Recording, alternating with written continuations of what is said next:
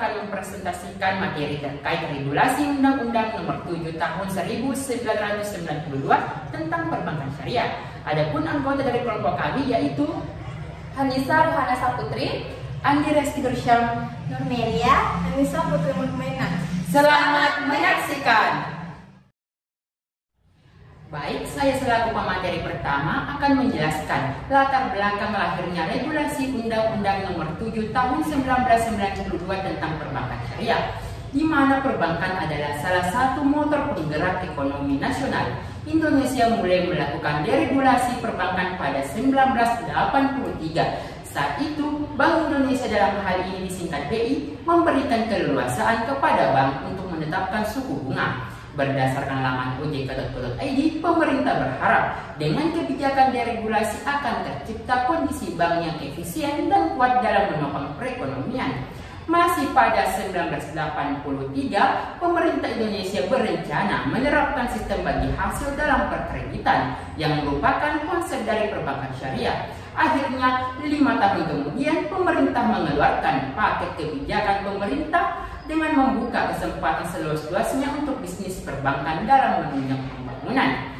Majelis Ulama Indonesia, dalam hal ini MUI, pada 1990 membentuk kelompok kerja untuk mendirikan Bank Islam di Indonesia. Pada tanggal 18 sampai 20 Agustus 1990, Majelis Ulama Indonesia dalam hal ini MUI menyelenggarakan Lokakarya Bunga Bank dan diperbankan di Cisarua, Bogor, Jawa Barat. Hasil lokakarya tersebut kemudian dibahas lebih mendalam pada Musyawarah Nasional keempat MUI di Jakarta tanggal 22 sampai 25 Agustus 1990 yang menghasilkan amanat bagi pembentukan kelompok kerja pendirian Bank Islam Indonesia. Kemudian kelompok kerja dimaksud disebut tim perbankan MUI dengan diberi tugas untuk melakukan pendekatan dan konsultasi dengan semua pihak yang terkait. Sebagai hasil kerja tim, perbankan MUI tersebut adalah berdirinya Bank Syariah pertama di Indonesia, yaitu PT Bank Muamalat Indonesia dalam hal ini disingkat BNI, yang sesuai akte pendiriannya berdiri pada tanggal 1 November tahun 1991. Sejak tanggal 1 Mei 1992, BNI resmi beroperasi. Landasan hukum operasi bank yang menggunakan sistem syariah saat itu hanya diakomodir dalam salah satu ayat tentang bank dengan sistem bagi hasil pada Undang-Undang Nomor 7 Tahun 1992 tanpa rincian landasan hukum syariah serta jenis-jenis usaha yang diperbolehkan. Pada tahun 1998, pemerintah dan Dewan Perwakilan Rakyat dalam hal ini DPR melakukan penyempurnaan terkait Undang-Undang Nomor 7 Tahun 1992 menjadi Undang-Undang Nomor 10 Tahun 1998 yang secara tegas menjelaskan bahwa terdapat dua sistem dalam perbankan di tanah air, yaitu dual banking system, yaitu sistem perbankan konvensional dan sistem perbankan syariah. Peluang ini disambut hangat masyarakat perbankan yang ditandai dengan berdirinya beberapa bank Islam, yakni Bank IV, Bank Syariah Mandiri, Bank Niaga, Bank BTN, Bank Mega, Bank BRI, Bank Bukopin, BPD Jawa Barat, dan BPD Aceh, dan lain sebagainya. Pengesahan beberapa produk perundangan yang memberikan kepastian hukum dan meningkatkan aktivitas pasar keuangan syariah seperti Undang-Undang Nomor 21 Tahun 2008 tentang perbankan syariah. Yang kedua, Undang-Undang Nomor 19 Tahun 2008 tentang surat berharga syariah negara atau dalam hal ini disebut sukuk. Dan yang ketiga, Undang-Undang Nomor 42 Tahun 2009 tentang amandemen ketiga Undang-Undang Nomor 8 Tahun 1983 tentang PPN barang dan jasa. Dengan diberlakukannya Undang-Undang Nomor 21 Tahun 2008 tentang perbankan syariah yang terbit tanggal 16 Juli tahun 2008, maka pengembangan industri perbankan syariah nasional semakin memiliki landasan hukum yang memadai dan mendorong pertumbuhan secara cepat lagi. Dengan progres pengembangan yang impresif yang mencapai rata-rata pertumbuhan aset lebih dari 65 per tahun dalam 5 tahun terakhir, maka diharapkan peran industri perbankan syariah dalam mendukung perekonomian nasional akan semakin signifikan. signifikan. Lahirnya Undang-Undang Perbankan Syariah mendorong peningkatan jumlah BUS dari sebanyak 5 BUS menjadi 11 BUS dalam waktu kurun dari 2 tahun, yaitu 2009 sampai dengan 2010. Sejak mulai dikembangkannya sistem perbankan syariah di Indonesia, dalam 2 dekade pengembangan keuangan syariah nasional, sudah banyak pencapaian kemajuan baik dari aspek kelembagaan dan infrastruktur penunjang. Kemudian perangkat deregulasi dan sistem pengawasan maupun awareness dan literasi masyarakat terhadap layanan jasa keuangan syariah. Itulah materi dari saya, lebih kurangnya mohon dimaafkan. Saya persilakan kepada pemateri selanjutnya. Baik, saya akan menjelaskan mengenai landasan hukum. Landasan hukum berlakunya Undang-Undang Nomor 7 Tahun 1992 mengenai di dalam mengoperasionalkan bank syariah. Dasar hukum yang pertama adalah Al-Quran sebagai dasar operasional bank syariah, antara lain adalah ayat-ayat yang melarang transaksi riba, larangan memakan harta orang lain secara batil, serta hadis Rasulullah yang senada dengan itu. Selain Al-Quran dan hadis, maka berdasarkan hukum positif, landasan dalam mengoperasionalkan bank syariah adalah Undang-Undang Nomor 21 Tahun 2008 tentang perbankan syariah. Sebelum lahirnya undang-undang ini, landasan operasional bank syariah adalah Undang-Undang Nomor 10 Tahun 1998 tentang perubahan atas Undang-Undang Nomor 7 Tahun 1992 tentang perbankan. Yang pertama, landasan hukum pertama Undang-Undang Nomor 7 Tahun 1992.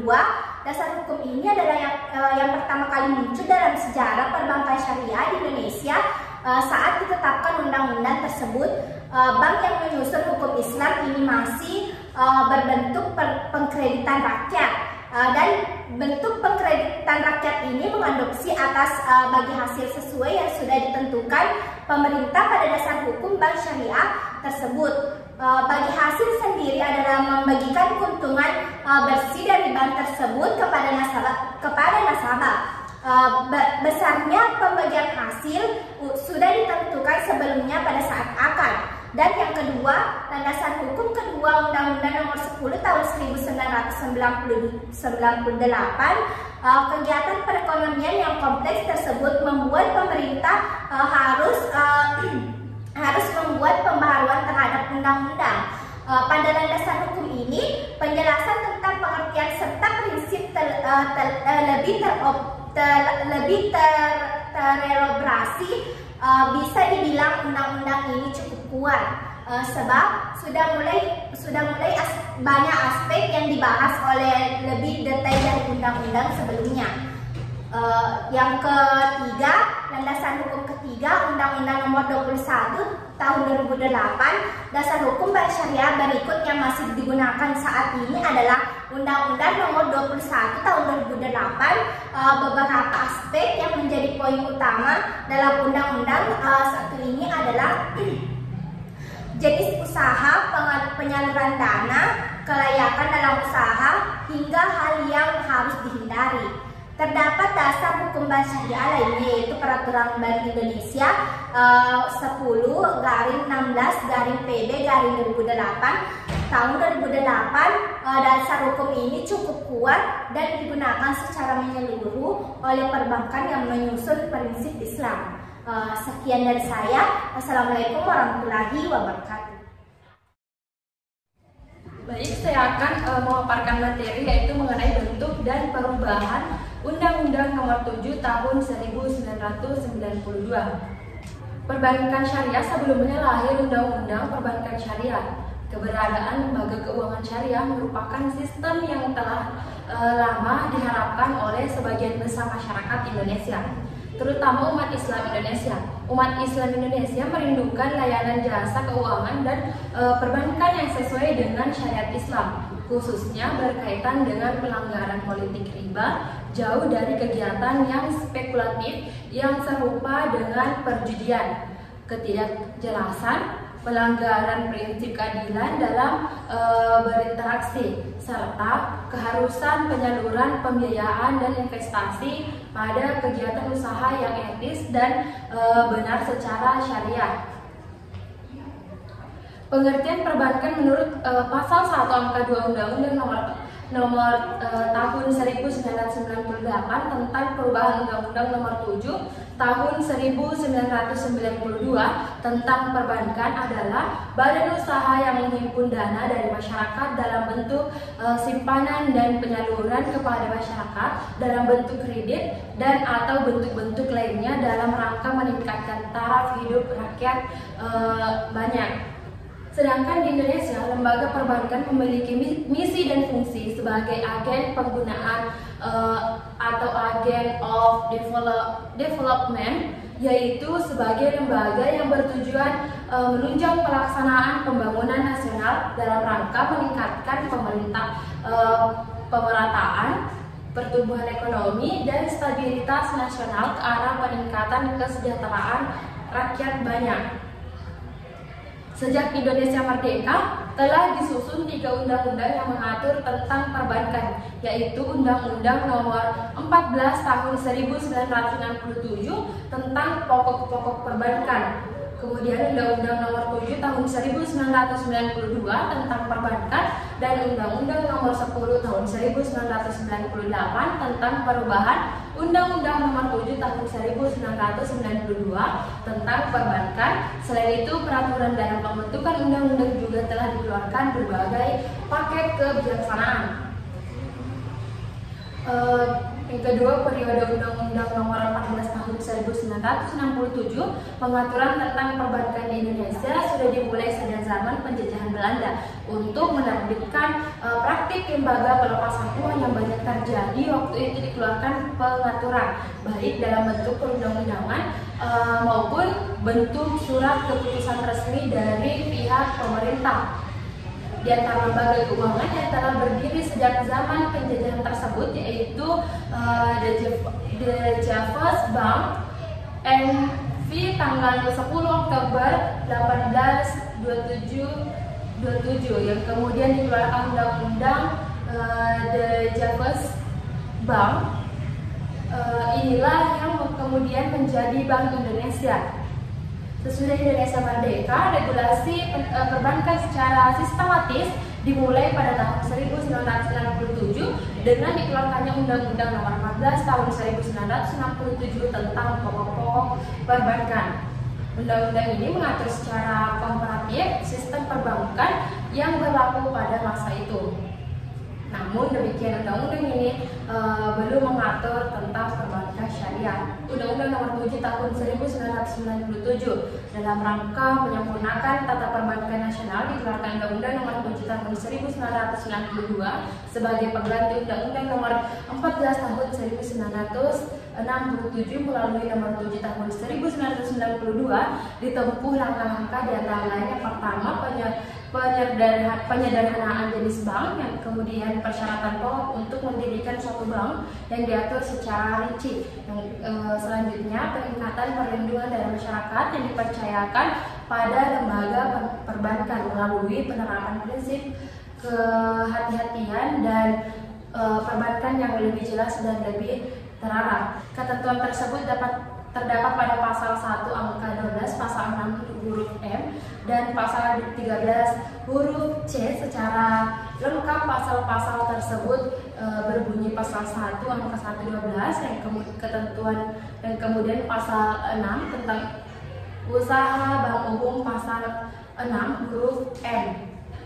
Bank umum atau bank perkreditan masyarakat yang kegiatan usahanya semata-mata berdasarkan prinsip bagi hasil dan diperkenalkan melalui kegiatan usaha yang berdasarkan prinsip bagi hasil.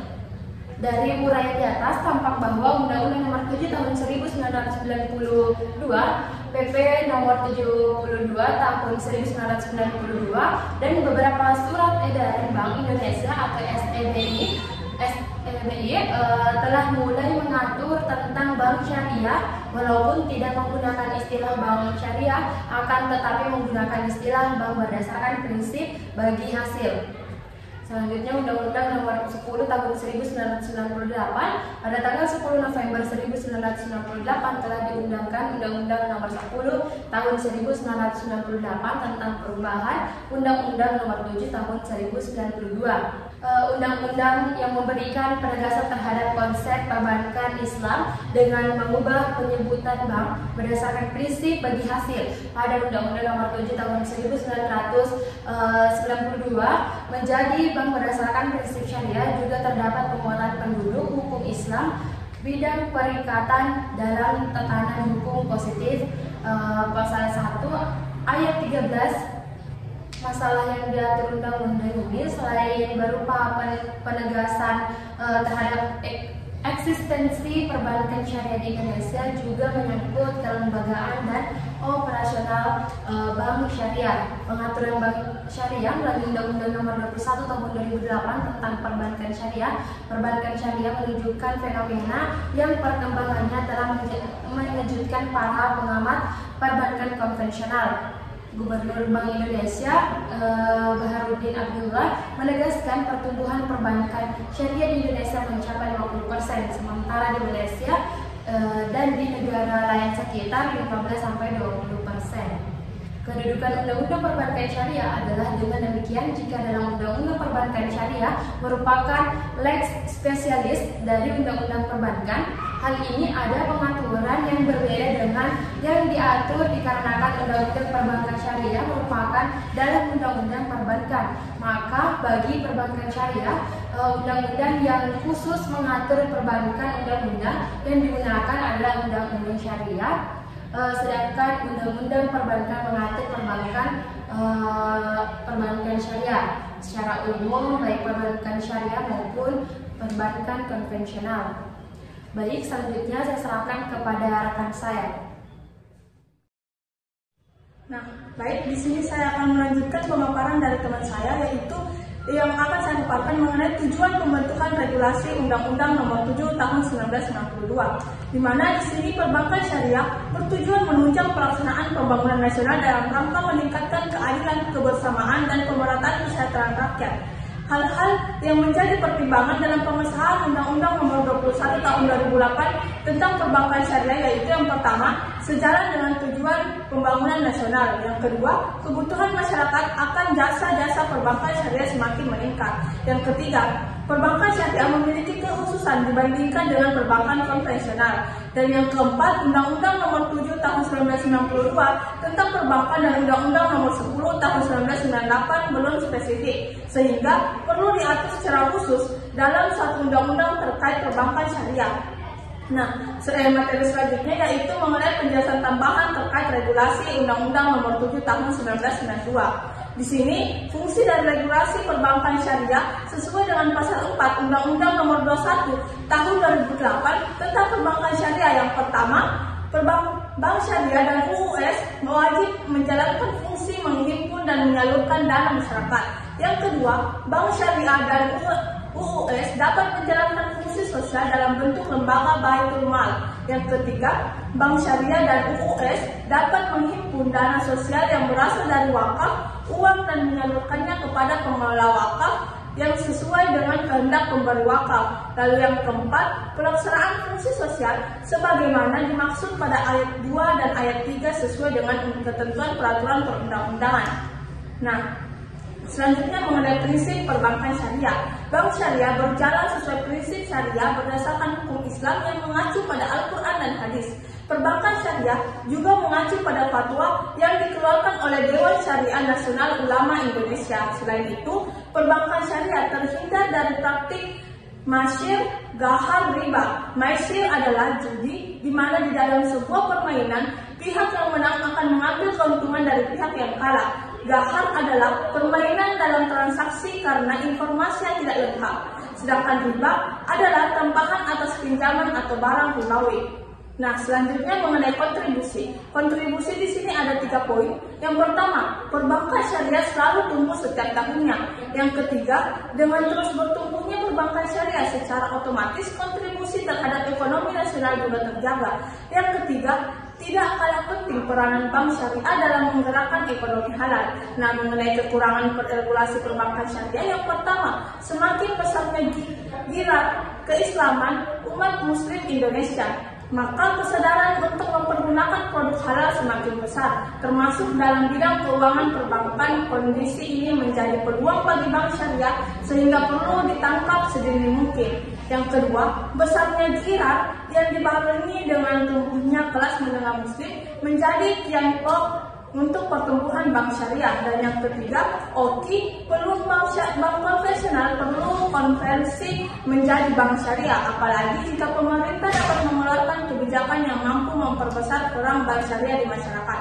Nah, mengenai tantangan, di sini ada 3. Yang pertama, salah satu cara agar pangsa pasar BS semakin meningkat adalah konversi dari bank konvensional menjadi bank syariah. Sebab semakin besar aset bank yang dikonversi, semakin besar pula persentase kenaikan pangsa pasar bank syariah. Yang kedua, hanya saja pengkonversian ini tentu ada tantangannya, baik itu politik, ada tantangan ekonomi, ada pula tantangan sosial.